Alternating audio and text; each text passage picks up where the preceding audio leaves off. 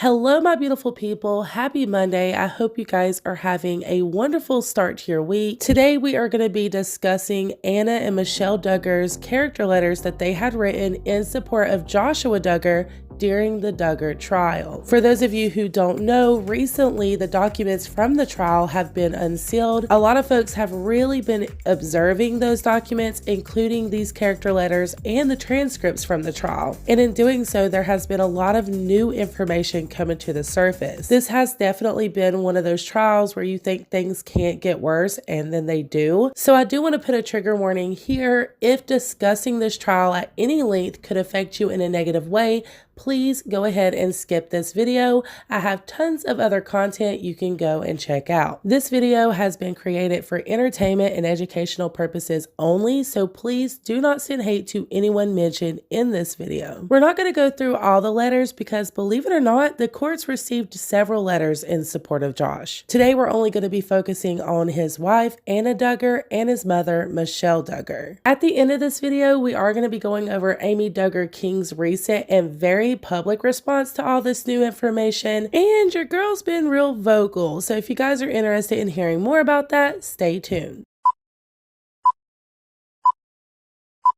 I'm not going to lie to you guys, these letters are extremely tough to read, but I do think it's very important to remind ourselves that even though the majority of us see Josh for what he truly is, when it comes to his wife Anna and other immediate family members, they don't. And sadly, this is not out of the ordinary. A lot of times in severe cases like this, when someone gets charged, you will see immediate family members continuing to support and love that person, refusing to see the monster that everyone else sees and choosing to see the one that they love dearly. The truth is, it's a lot easier to live in a place of denial than to have to face the truth, because once you do face that truth, there is no running from it. That does haunt you for the rest of your life, especially if it is your child or your husband. So living in a place of denial almost becomes like a defense mechanism to protect yourself. And no, I'm not making excuses for any of them, but I do think it's important to remember because it makes it a little bit easier to get through these letters.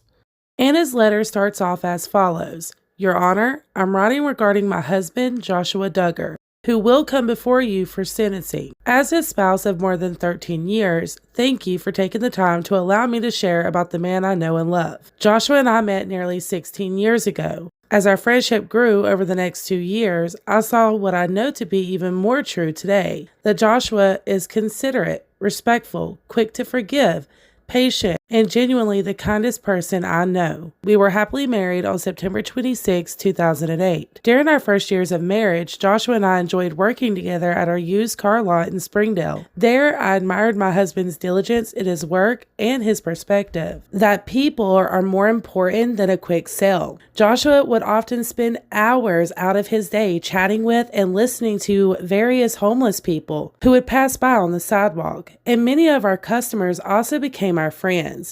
It didn't matter who you were or where you came from. Joshua cared for each person because they were created in the image of God, and that is what determines their value, not social status. Joshua has worked hard to provide for me and our now 7 children, but the happiest part of the day by far is when Daddy comes home from work and his cheerful voice fills the house.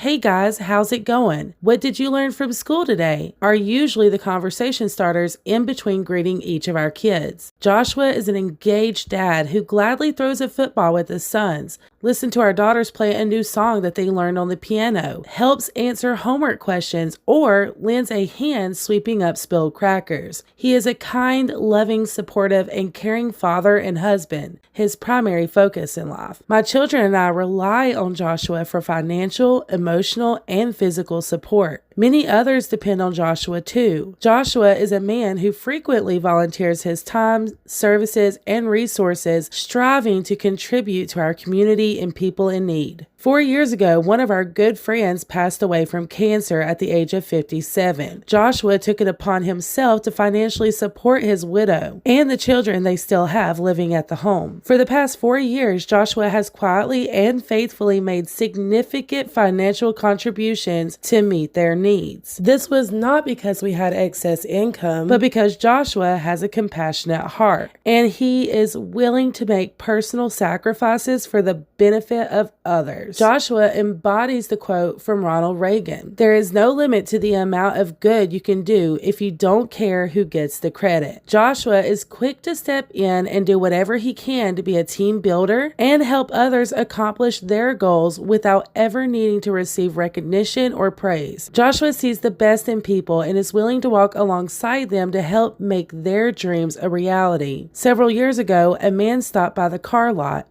It was shortly after a snowfall. He was looking for work and asked if he could earn some extra cash by doing a quick wash on each of our cars on the lot. Joshua quickly noticed how thorough he was and asked if he would be willing to come by each week to wash our cars. Over time, Joshua offered to help him get set up in business and recommended some of our car dealer friends. He was able to purchase a truck and some equipment of his own. He hired a few employees and was soon running a successful small business. It felt good knowing my husband saw something in him and that he had inspired and enabled him to go for the opportunity to better provide for his family as a small business owner. We continued to use his washing services for many years. Thank you, Your Honor, for taking these thoughts into consideration.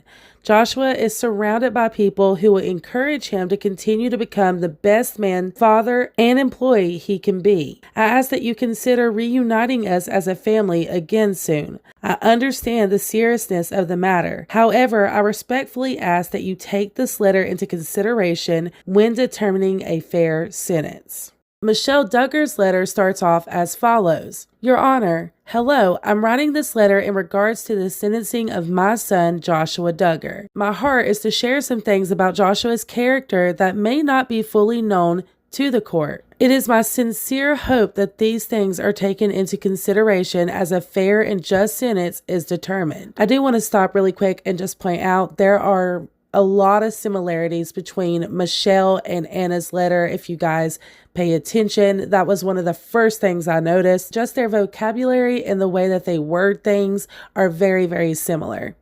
Leading up to the sentencing day, I want to make clear that Joshua has friends and family who will love and support him in his abilities to succeed as a husband, father, business owner, and man, both now and in the future. Joshua has a tender heart and he is compassionate towards others. If someone is having a difficult time, he is one of the first to encourage or try to help them in a tangible way. He and his wife and children have helped many others by doing cleaning and repair projects and lending a helping hand. Joshua has always been a positive and upbeat person. He is wise financially, saving money for the future and purposing not to go into debt. He is a good provider for his family, working diligently and thinking of creative ways to support and take care of his wife and children. He is also generous and shares his resources with others in need. One example of his heart to help others is that Joshua has been giving financial assistance to a widow friend of ours for several years. On a personal level, Joshua is an organized and diligent individual. He has set a good example of applying himself eagerly to his work and in the many other responsibilities that he carries as a husband and father. Joshua is a loving and patient man, striving to be a blessing and provide to his family. He has also spent quality time with his wife and children, learning life skills together and going on family outings. Side by side, Joshua and his family have built forts, learned how to work on bicycles and other vehicles, gone camping, hiked, fished, and played countless games and sports together. As I look to his return, I stand ready to offer my continued love and encouragement to Joshua and his family and for their success in the future together. We ask that he would be reunited with his wife and family in a timely manner. Thank you, Your Honor, for taking these thoughts into consideration. We implore your wisdom for a just decision in this matter. Thank you for your time. Respectfully, Michelle A. Duggar.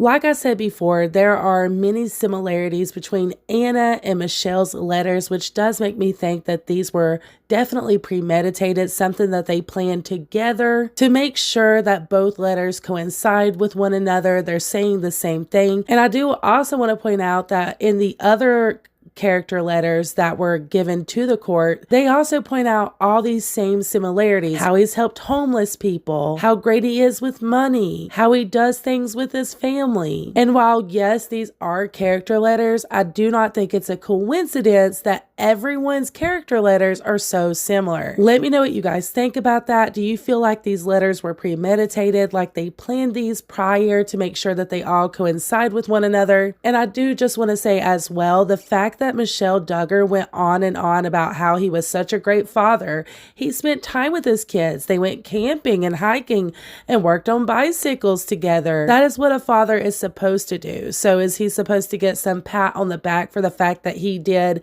what he was supposed to do? None of it even freaking matters, because at the end of the day, it does not change a thing about the disgusting things he done. I don't know. That was just something that kind of rubbed me the wrong way. Once again, you guys, let me know what you think.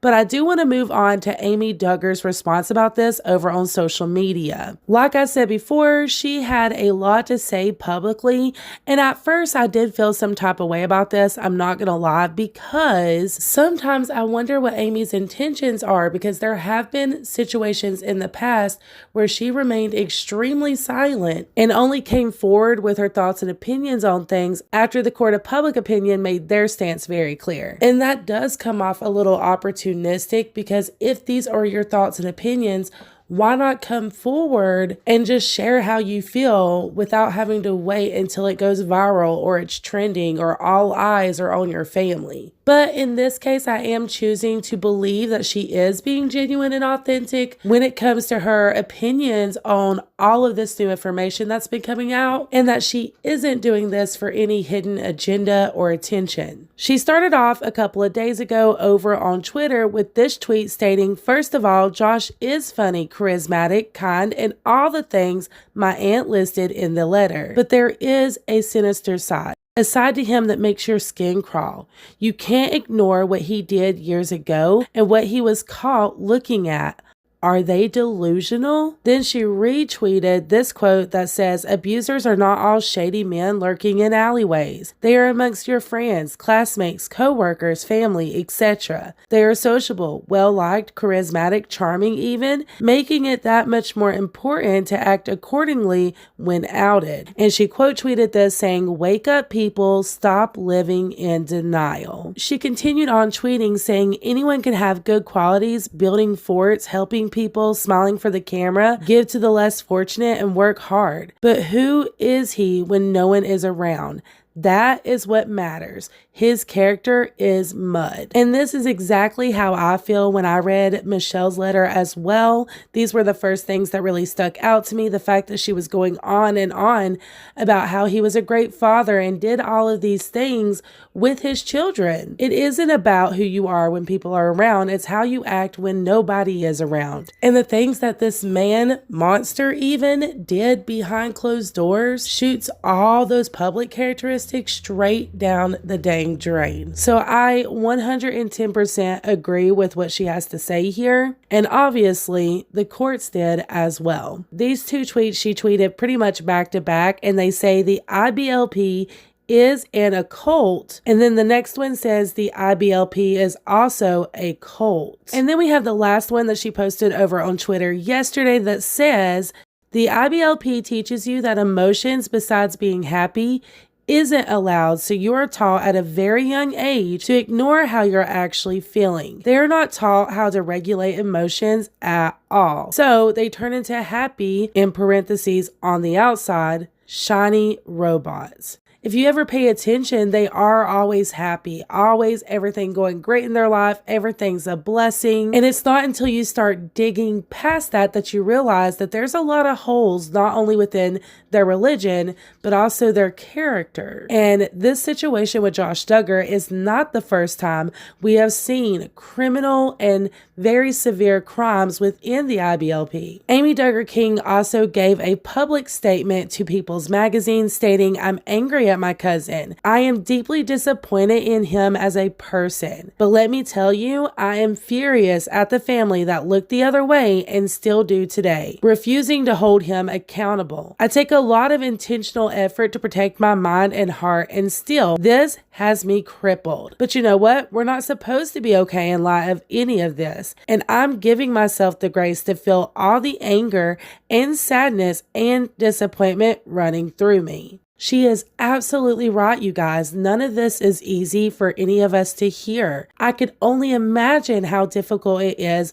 for family members to listen to, especially when it comes to the cousins and the siblings, people who are very close to Josh Duggar. Just knowing that this man lived in your community for years is probably hard to really fathom. So my heart goes out to everyone who has been affected by this, not only their family, but also people within the community. And more than anyone else, these poor little babies. The whole situation is just absolutely heartbreaking and disgusting. But I do hope that this can be a time for healing for everyone that's been affected in a negative way, and that those that are still in denial at this time can open their eyes on who this man truly is sooner rather than later. Y'all, I know this one is a tough one, but I would love to hear what you have to say in the comments down below. I'm sure you guys have many thoughts about this, as do I. If you haven't already, please consider hitting the like button, subscribing before you go, and tapping the bell for post notifications. That way you are notified every single time I upload. I appreciate every single one of you to the moon and stars, and until the next one, mwah. Bye guys!